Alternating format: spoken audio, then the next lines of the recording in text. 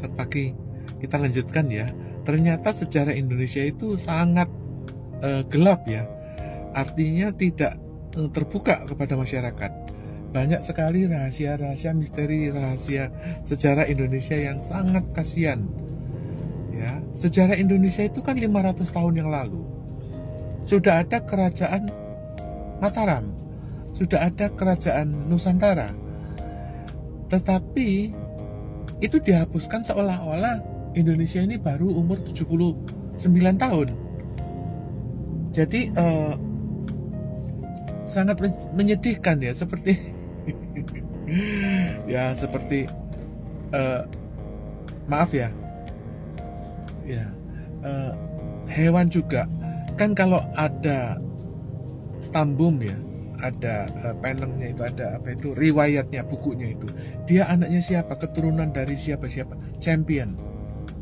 Nah, di Indonesia itu banyak keturunan champion yang IQ-nya tinggi, banyak yang hartanya melebihi Caesar Romawi, itu banyak, cuma nggak disebut atau nggak diceritakan. Nah, jadi pertanyaan berikutnya adalah kita sambil santai ya, saya minum kopi, nanti kita break. Jadi begini, ada pertanyaan adalah kenapa Soeharto itu tidak menceritakan mengenai hartanya kerajaan Mataram ini? 10 tahun dia lengser, tapi dia nggak cerita. Entah ya, mungkin dia cerita, tapi dia nggak terbuka gitu. Artinya yang dia ceritain mungkin ya anak-anaknya atau keluarganya. Prabowo aja nggak tahu kenapa dia dibenci. Jadi seharusnya kan kalau orang itu, raja itu lengser ya, dia harus ikhlas, rela. Tapi Pak Harto kan nggak rela, dan dia itu mengundurkan diri itu dengan berhenti begitu saja, tanpa ada serah terima. Masa ada serah terima aset negara gitu? Ya nggak ada. Dan dia tidak ada pertanggungjawaban kepada sidang umum MPR. Nggak ada. Artinya berapa utang negara, berapa. Dan dulu pembukuan negara itu kan ada dua. Dulu ada yang namanya dana impres, itu dananya instruksi presiden. Ya sudah, kamu dapat duit untuk bangun posyandu, ingat nggak? Terus dana SD impres, dulu pupuk, terus itu gandum Bogasari kan gratis, itu dana impres. Dana impres dari mana? Dari bunganya emasnya kerajaan Mataram yang dipinjamkan kepada negara-negara Eropa, dibentuk IGGI. Nah, IGGI itu adalah organisasi negara kreditur. Jadi uangnya kerajaan Mataram. Nah, mereka itu fair, artinya bangsa-bangsa Eropa itu dan Amerika itu fair, artinya mereka pinjam. Jadi seluruh uang di dunia ini itu adalah pinjaman. Oleh karena itu, ya mereka juga fair, ikutin mereka, sekarang pinjam. Nah, bunganya disebut IGGI. Nah, pertanyaan berikutnya adalah setelah putus ini kemana? Nah, itulah yang disebut Satria Piningit. Ya, ketika saya jelasin kepada Anda bahwa keturunan Satria Piningit itu dari Mangkunegoro 6, saya tegas mengatakan keturunan Mangkunegoro 6 adalah Satria Piningit. Dia pemilik dari wali amanat harta kekayaan kerajaan Mataram, bukan Prabowo. Siapakah keturunan Mangkunegoro 6? Ya, diulangi lagi, saya runutin ya. Sukmawati itu menikahi Mangkunegoro 9. Mangkunegoro 9 itu kan juga keponakannya Mangkunegoro 6. Soeharto menikahi Siti Hartina. Siti Hartina kan juga keponakannya Mangkunegoro 6. Ya, siapakah keturunan Mangkunegoro 6? Ya, anak-anaknya Soeharto, anak-anaknya Megawati, anak-anaknya Sukmawati, anak-anaknya Mangkunegoro 6. Kalau anak-anaknya Mangkunegoro 6 ya cuma satu, Sanjoyo Hamijoyo Suparto. Nah, kenapa Sanjoyo ini nggak dikenal? Ya dulu kan dia tidak disukai oleh Soeharto. Dulu dia hampir dibunuh. Bagaimana mungkin seorang Raja Mataram itu hampir dibunuh oleh saudaranya sendiri? Kanjeng Pangeran Haryo, Letnan Jenderal Suryo Wiryo Hadiputro. Ya. Dengan gamblang saya sebutkan nama-nama ini. Orang ini kan ada, Anda ke Google aja juga ada. Letnan Jenderal Suryo Wiryo Hadiputro, baru meninggal tahun lalu.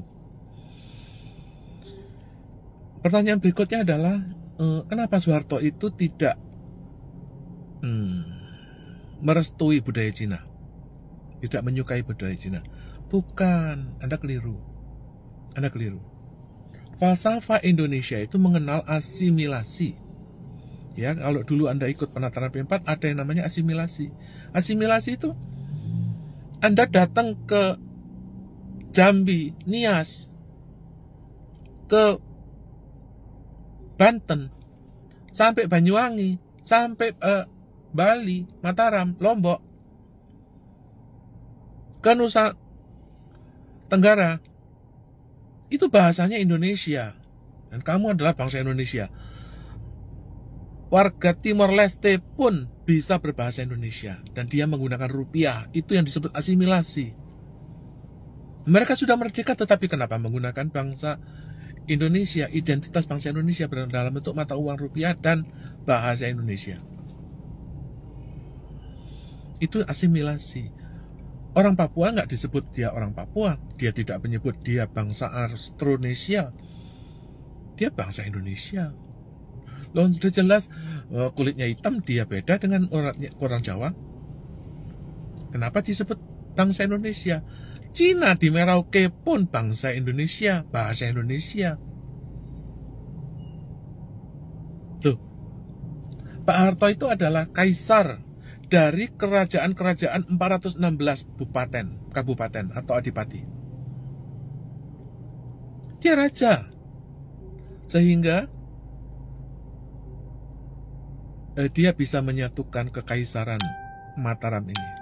Dutch Indies. Ya, jadi itu dulu disebut Dutch Empire. Nah, kemudian pertanyaannya adalah, harta itu kemana, Pak? Begini ya, termasuk juga ada pertanyaan, Freeport itu kemana uangnya, emasnya? Begini Pak, ya, kalaupun Anda punya warisan ya, katakanlah Anda warisan dari Sunda Empire ya, tanah Sunda ini dulu miliknya Anda, ya, tetap kekayaan Anda itu harus disita oleh negara menjadi milik Bank Indonesia. Ya, Anda disebut debitur atau donatur kepada Bank Indonesia. Kalau Freeport itu emas yang terbesar di dunia, itu semua emasnya ditabung di World Bank. Ingat ya, tidak ada uang sebagai alat kepemilikan Anda, tidak ada. Semua uang adalah dalam bentuk pinjaman. Ya, kalaupun Anda memiliki warisan tanah seluruh Sunda atau seluruh Yogyakarta, ya, harta Anda juga menjadi milik Bank Indonesia atau ditabung di Bank Indonesia, karena itu menjadi underlying dari pencetakan uang. Artinya harta Anda ini dijaminkan, lalu Anda dibayari bunga, lalu pemerintah mencetak uang-uang itu dengan jaminan hartanya kerajaan-kerajaan Anda, 416 kerajaan, itu yang dijadikan perputaran uang dalam bentuk kredit. Jadi sekarang itu 98% uang beredar di dunia dalam bentuk utang kredit. Terima kasih.